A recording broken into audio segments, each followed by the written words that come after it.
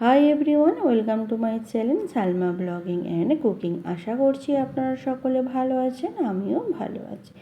আজকে আপনাদের সাথে শেয়ার করব গাছ থেকে টাটকা বেগুন তুলে সেই বেগুনের বেগুনি কিভাবে বানিয়েছি সেটা আপনাদের সাথে শেয়ার করব। চলুন তাহলে।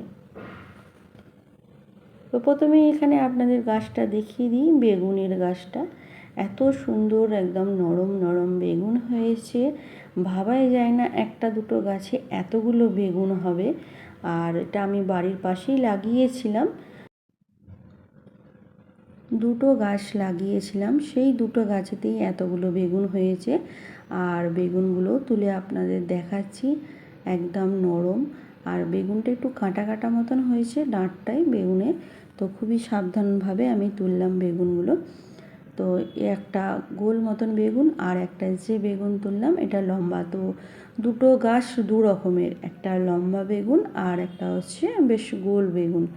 তো দুটো বেগুনই আমি তুলে নিলাম, বাকিগুলো থাকবে, আর একটু বড় হলে আমি তখন ওই বেগুনগুলোকে তুলব। তো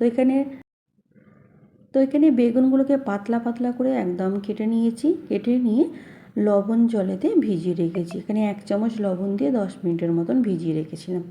এরপর ব্যাটারটা তৈরি করে নেব। তার জন্য 2 কাপ বেসন নিয়েছি, অল্প করে কালো জিরে নিয়েছি, 1/2 চামচ লবণ, 1/2 চামচ হলুদের গুঁড়ো আর 1/2 চামচ লঙ্কা গুঁড়ো দিয়ে দিচ্ছি। এরপর এখানে 1 চিমটির মতন সোডা দিচ্ছি, বেশি সোডা দেব না।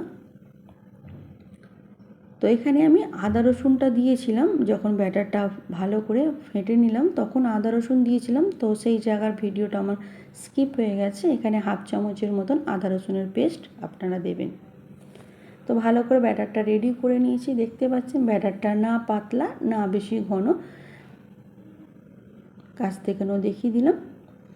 এরপর আমি ওভেনেতে একটা কড়া বসিয়ে দিয়েছি, তার মধ্যে 200 ml মতন রিফাইন অয়েলটা দিয়েছি। রিফাইন অয়েলটাকে ভালো করে গরম করে নিয়ে এখানে 2 চামচের মতন এই ব্যাটারের মধ্যে দিয়ে দিচ্ছি, যাতে বেগুনিগুলো যখন বানাবো বা বেগুনের পকোড়াগুলো যখন বানাবো একদম খাস্তা, একদম ভিতরটা নরম বাইরেটা খাস্তা হবে। এরপর ব্যাটারের মধ্যে বেগুনগুলোকে ভালো করে মিক্স করে নিয়েছি বা ডুবিয়ে দিয়েছি, ডুবিয়ে ভালো করে এখানে তেলের মধ্যে ছেড়ে দিচ্ছি যাতে বেগুনিগুলো ভাজা হয়। তো এক পিঠটা যখন ভাজা হয়ে যাবে এইভাবে উল্টে নেব। এত সুন্দর এই বেগুনিগুলো হয়েছিল। তো আপনারাও যদি এইভাবে বাড়িতে বানান, খুবই কম সময়ের মধ্যে ঝটপট বেগুনি রেডি হয়ে যাবে। আর বাড়িতেই সব মশলাই থাকে, কোনো মশলা আলাদা করে আর লাগবে না। তো এইভাবে দেখতে পাচ্ছেন আমি বেগুনি করে নিয়েছি, আর কাছ থেকেও দেখিয়ে দিচ্ছি বেগুনিগুলো কত সুন্দর হয়েছে। এরপর বাকি বেগুনিগুলোকেও একইভাবে তৈরি করে নেব।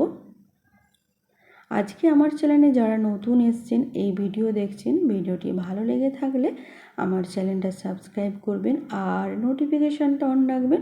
আমি যখনই কোনো ভিডিও আপলোড করি না কেন আপনাদের কাছে নোটিফিকেশান পৌঁছে যাবে। ছোট্ট একটা লাইক করবেন, কমেন্ট শেয়ার করতে ভুলবেন না, পারলে ফ্রেন্ড ফ্যামিলির মধ্যে শেয়ার করবেন।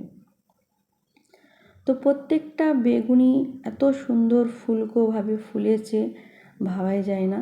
তো সেটা আপনারা ভিডিওর মধ্যেই দেখছেন, দেখে বুঝতেই পারছেন বেগুনিগুলো কেমন হয়েছে। তাহলে আপনারাও একবার এইভাবে বাড়িতে বেগুনি বানাবেন।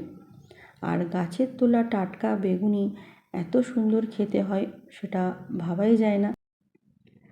এরপর কিছু কাঁচা লঙ্কাকে আমি তেলের মধ্যে ছেড়ে দিচ্ছি, আর এই বেগুনের সাথে বেগুনির সাথে এই কাঁচা লঙ্কা ভাজাটা এত সুন্দর খেতে হয়। আপনারা একবার এইভাবে কাঁচা লঙ্কাকে তেলের মধ্যে ছেড়ে ভেজে নেবেন, খুবই সুন্দর খেতে হয় বেগুনির সাথে। তো এইভাবে আমি সব বেগুনিগুলোকেও রেডি করে নিলাম, কাঁচা লঙ্কাটাকেও রেডি করে নিলাম, নিয়ে একটা প্লেটে সার্ভ করে নিচ্ছি। আর কাছ থেকেও আপনাদের দেখিয়ে দিচ্ছি বেগুনিগুলো কত সুন্দর হয়েছে। এরপর ধনেপাতার চাটনি নিয়ে নিলাম। তো এই ধনেপাতার চাটনি রেসিপিটা আমার চ্যানেলে আছে, আপনাদের কাছে লিঙ্ক শেয়ার করে দেবো ডেসক্রিপশন বক্সে। তাহলে আজ এই পর্যন্তই, আবার আপনাদের কাছে নতুন একটা ভিডিও নিয়ে আসবো। ভালো থাকবেন, সুস্থ থাকবেন, নিজেও ভালো থাকবেন, অপরকেও ভালো রাখবেন। Thanks for watching my video, take care.